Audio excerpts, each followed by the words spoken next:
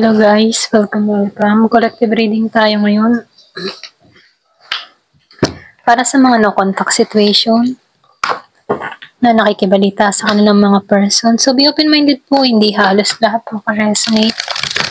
Thank you nga po pala sa mga nagsusubscribe, sa mga bumabalik. Marami pong salamat.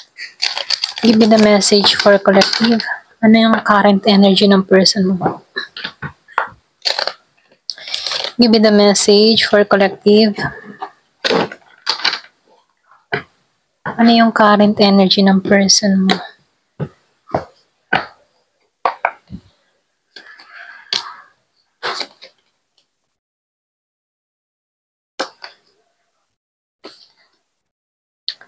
Meron akong nakikitang Aries, Leo, Sagittarius, Taurus, Cancer. Meron din akong nakikitang Capricorn, Gemini, Aquarius, and Libra. Cancer, Pisces, Scorpio.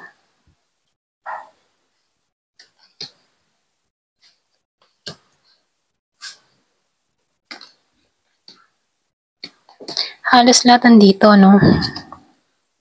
Wow. So, meron tong plano. Yung iba sa inyo meron tong plano, pinaplano. Naghintay lang ng timing, malakas yung Taurus. So, handa tong makipag-ayos, makipagbate, or pwede rin handa tong makipagkasunduan sa'yo.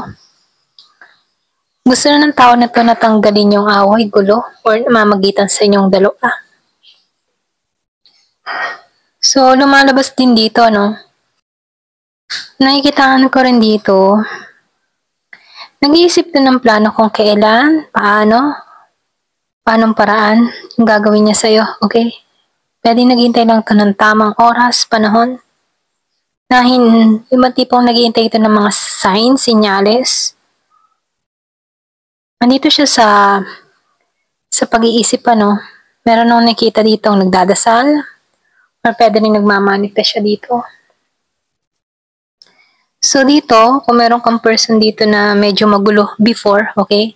Walang direction, hindi niya alam kung paano or ano yung plano niya sa future. So lumalabas dito, nagkakaroon na to ng kalinawan, okay?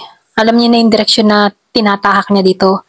Pwedeng nagkakaroon ng pangunawa or na natututo na, or pwede rin sabihin nandito siya sa maturity. So lumalabas din dito, meron tong mga gustong itama dito. Yung bang tipong nagiging malinaw na para sa kanyang lahat, okay? Kung ano nangyayari sa connection nyo. Handa tong sumugal, handa tong ng bagong simula, okay? Handa siya ng bagong simula sa'yo. Andun pa rin yung passionate, alab sa taong ito, no? Andun pa rin yung init. Pwedeng yung iba sa inyo, hanggang ngayon, meron pa rin tong spark or init na nararamdaman sa'yo. Handa siya, okay? Ng bagong simula. So, lumalabas dito, nagiging malinaw na para sa kanya ang lahat. Yung iba sa inyo, tatawag to, okay? Or pwede magme-message to. Yung iba, ha? So, lumalabas din dito, meron tong mga kahilingan, umaasam, nagwi-wish, nagmamanifest, ganyan.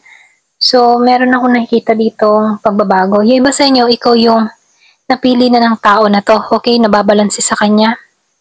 Pwedeng meron tong napagtanto, meron tong na-realize, or pwede rin meron tong nakita, okay? About sa'yo. Kung bakit biglaang nagbago ang isip ng tao na to, okay? Kumbaga meron nangyari or may nagpabago sa isip ng tao na to. Kung bakit gusto ko niyang tawagan dito. So, nakikitaan ko dito, wala na siyang mapili kundi ikaw. Ayan. So, lumalabas din dito na gusto ng tao na to na maging balance ang lahat, maging okay ang lahat. Kaya lang kailangan niyang kumilos dito. So, gusto ng tao nito na maging masaya. Meron nang nakikitang nasa ibang bansa. Pwede nga iba sa inyo nasa ibang bansa ka, or pwede rin itong tao nito nasa ibang bansa. So, merong the world. Or pwede rin sabihin na magkaibang mundo, araw dito, gabi doon, ganyan. So, nakikitaan ko dito, malaki yung distance sa pagitan yung dalawa. Handa itong magbaka sakali sa'yo. Ito lang yung lumalabas. Handa siya magbaka sakali sa'yo. Meron kang person na Year of the Dog. So, dito, no, lumalabas din.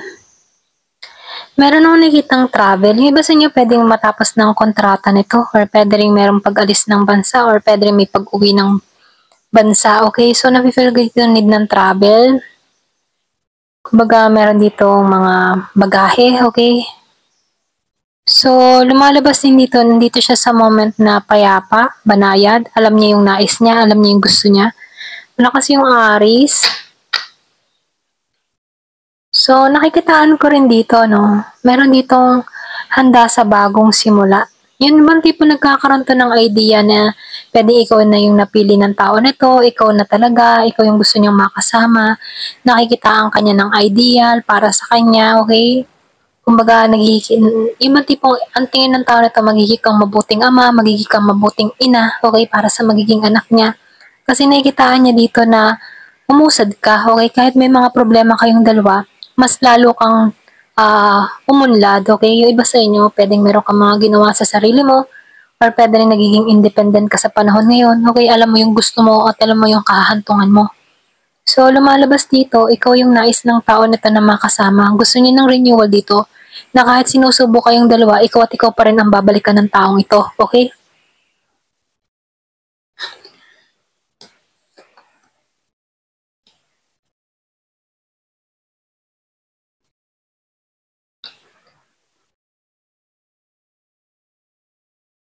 So dito, no, tingin mo sa taong ito, ayaw mong pag-aksayan yung oras o panahon mo dito, okay?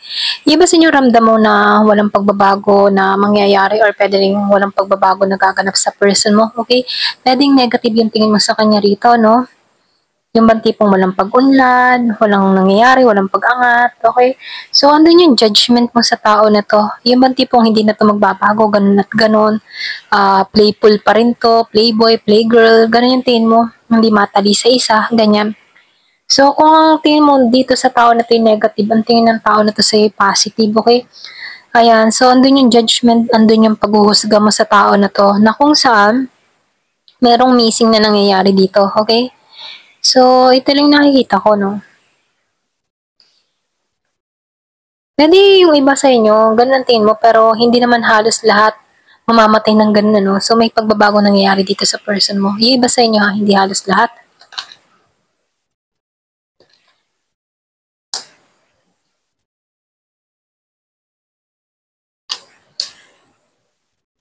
So, dito, no, nakikitaan ko dito, yung iba sa inyo ayaw mo makipagkasundo, ayaw mo makipag-ayos dito. Kumbaga talagang tingin mo dito yung negatibo, no? Yung bang tipong ang tingin mo dito, hindi ka magkakaroon ng kapayapaan kapag kasama mo tong tao na to. So, nakikitaan ko din dito, yung bang tipong malaking responsibilidad siya para sa'yo, okay? Pwedeng ayaw mo or pwede rin nahihirapan ka. Isipin mo pa lang na magsasama kayo ng tao nito, malaki ng responsibilidad, okay? Ganun yung mindset mo sa taong ito.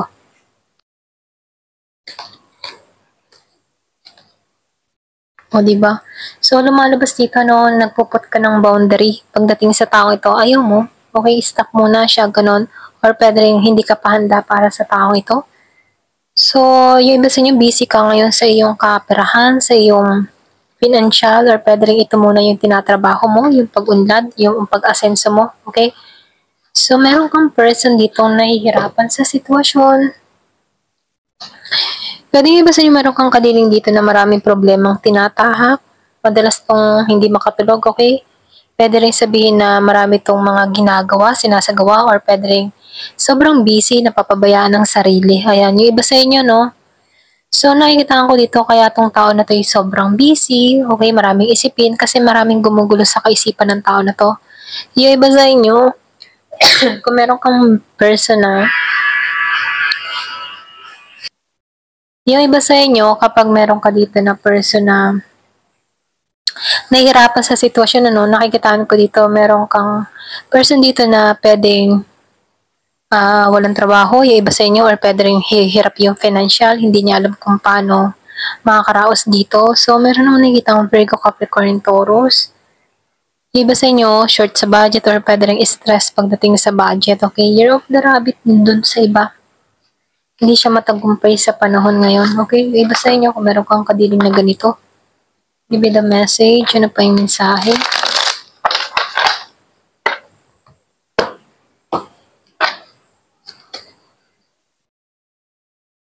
Yung iba sa inyo nakatuon ka sa inner growth.